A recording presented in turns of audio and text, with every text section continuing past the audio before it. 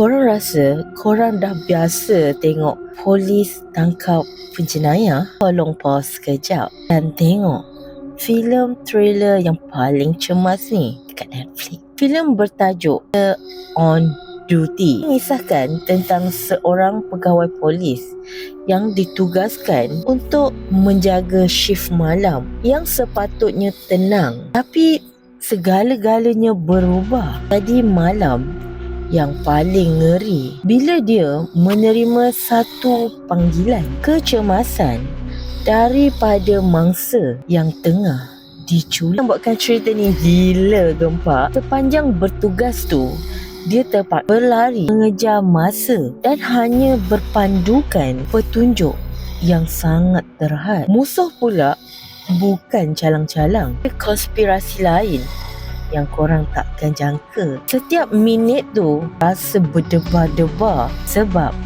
satu kesilapan kecil boleh meragut nyawa mangsa. Suka gila dengan filem ni, tak melirik, dan dari awal sampai habis dia punya debaran tu lakonan watak polis tu memang nampak real. Rasa tertekan, rasa tanggungjawab, semua sampai pada penonton. Sinematografi waktu malam pula memang naikkan lagi hype thriller dia. Kalau korang peminat tega filem thriller atau survival macam cerita The Guilty, korang kena layan cerita ni. Pergi search Officer on Duty dekat Netflix dan cuba korang komen apa perasaan korang kalau korang yang berada dekat tempat polis tu.